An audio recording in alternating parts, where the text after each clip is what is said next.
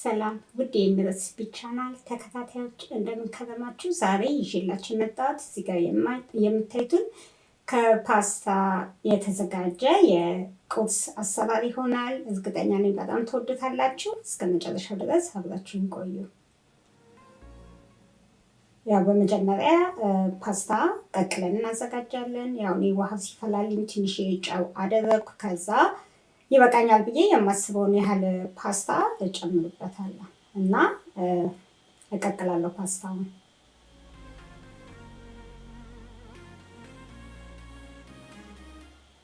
ፓስታው እንደምታዩት አሁን በስሎልኛል። ያው ከዛም እንደማደርገው መጥበሻ አግልና ሽንኩርት እጨምራለሁ። ያው እኔ የተጠቀምኩት የለው ኦኔን ነው። እናንተ ያላችሁን ሽንኩርት ቀይ ሽንኩርት መጠቀም ትችላላችሁ እና አነሳ አድርጌ ነው የምጠቀመው። አሁን የተፈጨ ነጭ ሽንኩርትና ዝንጅብል ነው ያደረኩበት። ቀይ ሽንኩርቱ ለ2 ደቂቃ ለሚሆን ጊዜ በዘይቱ ከጠበስኩት በኋላ ያው በመጀመሪያ ዘይት ነው ያደረኩት። ከዛ ሽንኩርት አደረኩ። ከዛ ነጭ ሽንኩርትና ዝንጅብል የተፈጨ እሱንም ከ2 ደቂቃ በኋላ አብሮ ከተጠበሰ በኋላ ቲማቲም አንድ መካከለኛ የሚሆን ቲማቲም ጎረድ አድርጌ የከተፍኩት ነበር። እሱን ጨመርኩ። እሱንም እንደዚህ ለ1 ደቂቃ ከጠበስኩት በኋላ እዚህ ጋር አሁን የጨመርኩት ደግሞ የፈረንጁን ቀዩን ቃሪያ ነው የጨመርኩት። ከሌላችሁ ለመጠቀም ትችላላችሁ፣ ምንም ችግር የለውም። ቃሪያውን ካረኩ በኋላ ትንሽ ጨው አደረኩበት። ከዛ ለ2 ደቂቃ ለሚሆን ጊዜ ከጠበሳችሁት ይበቃል፣ ምክንያቱም እንደገና ደግሞ ስለምናበስለው። ከዛ ሳህን ላይ አደርግና አወጣዋለሁ፣ ምክንያቱም ቶሎ እንዲቀዘቅዝልኝ ስለምፈልግ። እዚህ ጋር እኔ 4 እንቁላል አለኝ። ከዛ ትንሽዬ ጨው አደርግበታለሁ፣ ትንሽዬ ቁንዶ በርበሬ አደርግበትና በደንብ እመተዋለሁ።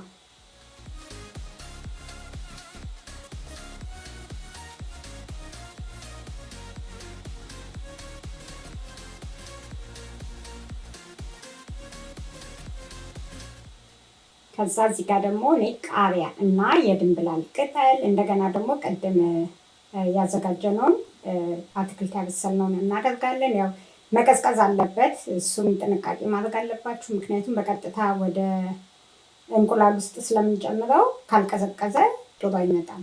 ስለዚህ መቀዝቀዝ አለበት። እንደምታዩት ሁሉንም ነገሮች አንድ ላይ አድርጌ በጥበጥኩት ወይም አዘጋጀሁት፣ አንድ ላይ እንዲደባለቅ አደረኩት። ከዛ ፓስታውን እጨምራለሁ። ያው ቃሪያ ካልፈለጋችሁ አለማድረግ ትችላላችሁ። እኔ ግን አድርጌያለሁ ቃሪያ። ከዛ የድንብላል ቅጠል አድርጌያለሁ እንዳያችሁት እና ጣዕሙን ቆንጆ ያደርግልናል። በተለይ የድንብላሉ ቅጠል ቢኖራችሁ አሪፍ ነው። እዚህ ጋር ፓስታውና ውህዱን የእንቁላሉን አትክልቱን በደንብ አድርገን እኩል በኩል ማዋሃድ መቻል አለብን። አለበለዛ አንድ ቦታ ብዙ አንድ ቦታ ትንሽ ሊሆንብን ይችላል አትክልቱ። እዚህ ጋር ትንሽ ቅቤ ያደረኩ ጋለ መጥበሻ ላይ። ከዛ ትንሽዬ ዘይት አደረኩበት።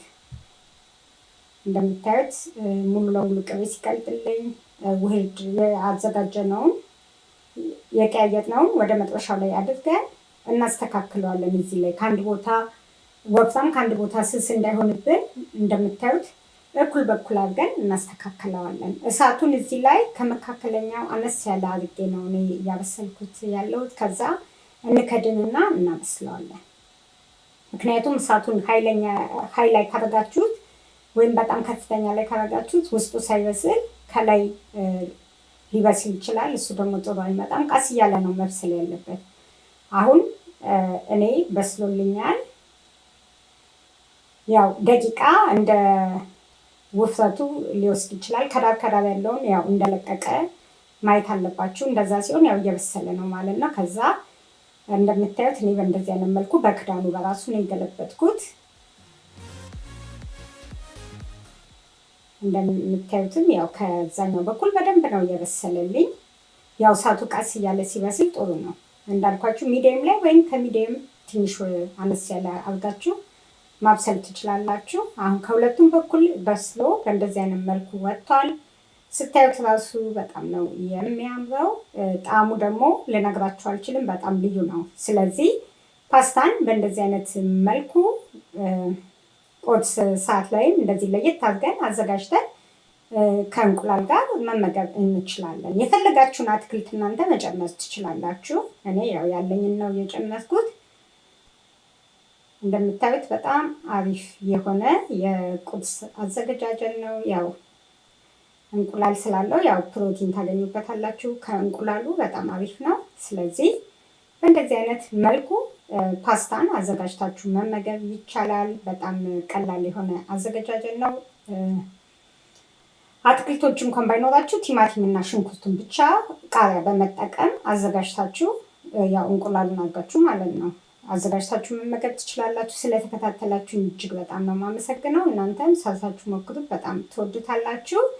ላይክ ማድረጋችሁን እንዳትረሱ። ሁሌም ከጎኔ በመሆን ስለምታበረታችሁ እጅግ በጣም አመሰግናለሁ። ሌላ ጊዜ በሌላ ስራ እስከምንገናኝ ድረስ ደህና ሁኑ።